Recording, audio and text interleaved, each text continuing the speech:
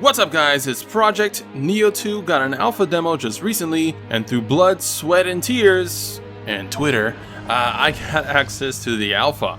The demo consists of 3 full-fledged missions, with 2 new bosses to fight against, as well as a variety of new enemies. We all wondered how they will handle the sequel after it was revealed it was a thing at E3, and from the alpha demo, it's safe to say we know pretty much how the game will be. If you like the original Nioh, you're gonna love Nioh 2.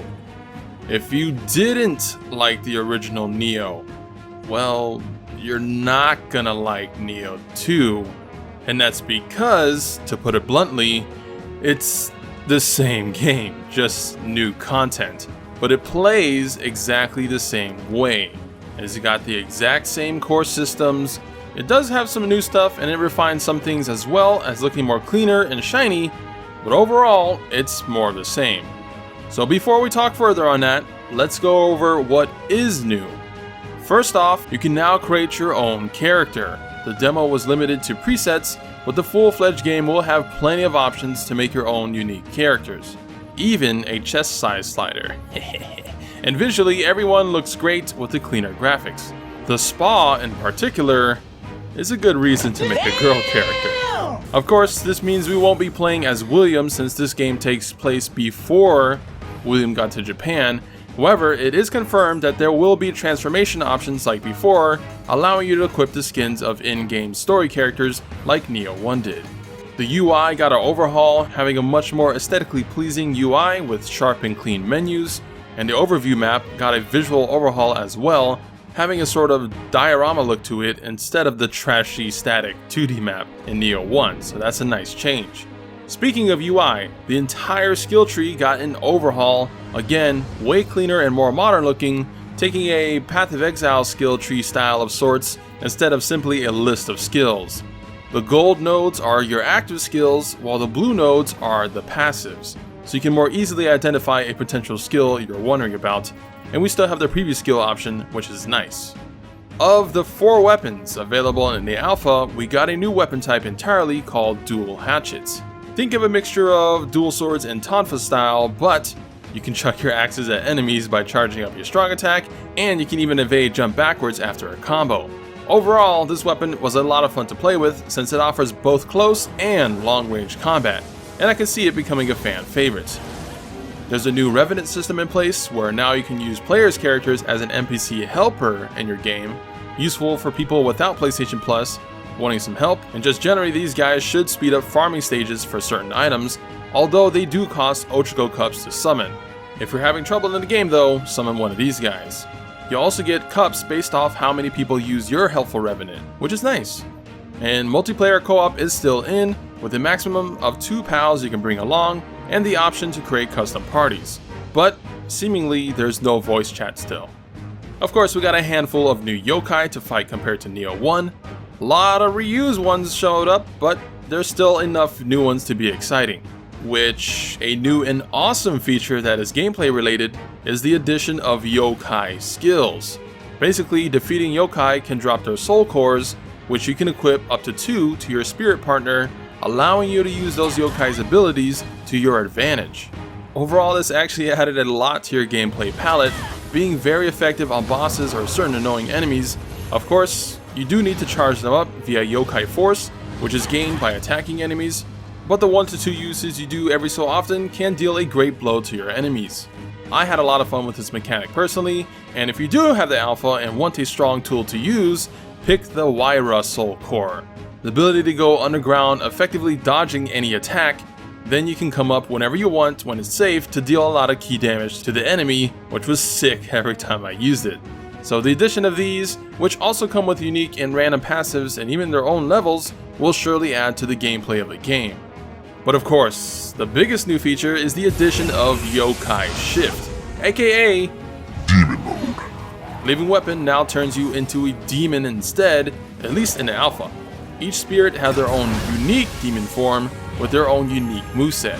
It's no longer based on your weapon, it's a brand new moveset limited to the type of demon. Of the types, we got Fire, Water, and Corruption Element. In this form, you have your basic attack and mechanics work similar to Living Weapon of the prior game, needing Amrita to maintain it, but your strong attack is the main course meal of this mode, where charging it absorbs Amrita to make your weapon stronger, dealing increased damage and stun potential. Or you can absorb it to yourself to extend your demon form. You also automatically dispel yokai realms when you touch them, which creates Amrita for you to absorb. And if you can time it right, you can sort of parry attacks back to deal key damage to the enemy. If you see my alpha bosses video, you would see how effective this mode can be to the bosses, many of which otherwise people have struggled with. And I haven't even built the character in a specific way to capitalize on the damage, so it is seemingly very strong off the bat. But that's pretty much it as far as major new stuff goes. I suppose there is a new mechanic called the Dark Realm, but this kinda has people grumbling a bit, as the amount of key reduction speed you get during this makes a lot of the battles way harder than in Nioh 1. And almost every boss has an effect like this, where everything becomes grayed out sorta, and things get crazy. The upside is you can build more yokai force to spam your yokai skills more, but the main yokai you need to hunt to get rid of the realm are also a lot tankier and deal more damage, so it's two negatives for you just for one positive. I suppose if you were worried about difficulty being changed to be more casual, this stops your worry. But yeah, as you can see, it's nothing truly departing from the original. Some new mechanics only extend your playstyle, but not drastically change it. You're still doing key pulses, stance changes, iframe dodges the exact same way. You're just now using yokai skills every now and again and activating demon mode, which in a way isn't much different from the living weapon system by too much. One of the main problems I've found because of this is of the three old weapons featured, Odachi, Sword, and Spear, they all pretty much had one-to-one the exact same skills as Nioh 1. Hardly anything drastically new, maybe 1 to 2 new active skills and maybe a bit more passives, but otherwise exactly the same. Likewise for ninjutsu and Omnio skills, there's a few more, but mostly a rehash of the first game ones. So this is a concern, I would say, as the game already is very much like the original. To not have new flashy skills to play with would be a major bummer. So hopefully these skill trees aren't set in stone and will be more expansive in the final game. Likewise, hopefully they add a variety of new weapons to the game as well, not just returning, as if these 4 are truly the only weapons in the final version, that will be very bad for diversity, which was already sort of a problem in Nioh 1 before the DLCs got added. And if we're copying and pasting, then there should really be over 10 weapon types in the final game, and there's no excuse to have less given what little is new. And as said and shown, the new demon mode is very capable of being a powerhouse, and the loot system is seemingly the exact same with random effects, rarities, levels, and there's some set bonuses in alpha as well. So the Diablo loot system is still there, but that also means it'll be harder to balance the game, which if we do make powerful builds or abuse certain yokai skills or demon modes, we could see a repeat of Nioh 1 with hefty nerfs every month to something we took advantage of because there's just too many factors for them to consider because of all the effects on the loot. And there's also new modifiers as well to take into account, so it's a boon and a curse for us builders. We still don't know much about the story, only that it predates Nioh 1, but hopefully they can make interesting characters and scenarios we can all end up loving like the first.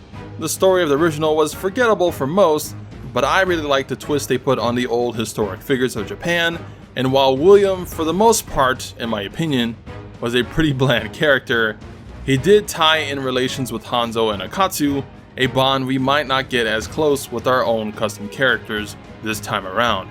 But yeah, I think that wraps up what you guys needed to know about Nioh 2. It is an alpha, so things could get changed or expanded upon and whatnot, but it's not like it's going to be drastically different in the final version.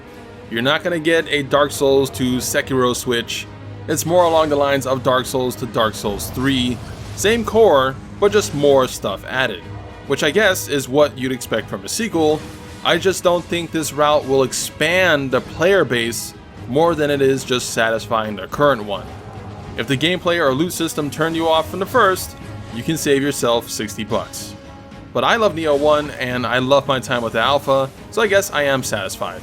There weren't any major bugs so far that I've noticed. Some of the yokai repeated some of the skills a bit too much. They got locked into repeating the same skills. And some of the AI broke a couple times, but other than that, everything seemed kind of polished outside of the occasional pop-in of objects, but that's likely PS4 problem related. 1080p 30 frames per second, aka movie mode, was super garbage. And as far as I'm aware, there's no 4K mode for PS4 Pro. As far as release dates, there has been no announcement, but with the rumored launch of the PS5 next year, I'm just wondering if it'll be a straight cross-gen game, releasing at the same time PS5 does, or if they'll release it early quarter 2020, and then later make an upgraded PS5 version of sorts. We'll see. For those wondering about alpha access, it is completely random. Randomly sent out to PS4 owners, regardless if they even have the game or not. And we don't know anything about a PC version yet, or an open beta for a PC version. But they'll likely have an open beta on the PS4 again, sometime down the road, perhaps around TGS time. And I'm sure we'll see or hear more about the game at E3 in a couple weeks. But yeah, I think that wraps it up. What do you guys think of Nioh 2 so far based off the alpha or what I've said in this video? Are you happy that it's more of the same, or do you think they could have changed it up more to make it more interesting? Would love to hear those who have alpha access of their thoughts on their experience. Is the difficulty high? Are certain enemies too tough? Just right? Anything need to be fixed? Let me know down in the comments below. I'm on the mega hype side with a touch of worry and a wish of they could have done more, honestly. Hopefully there's something unique for endgame at least, like perhaps a challenge dungeon of sorts or some kind of new gimmick, as it would be a shame just to have new game and new game plus all over again, and then DLCs that just add more difficulty options, and basically just be a glorified expansion of Nioh 1, aka Nioh 1.5. I think there's gotta be something majorly new if they want to expand the player base at all. It's bad enough the game seemed to be PlayStation exclusive for a while, so we're not gonna get much new players that way and grow the game's fan base. But that is all for the video. Thank you guys for watching, and if you can, please give the video a like, spam that comment section with your thoughts, and subscribe for more! Nioh 2 Epic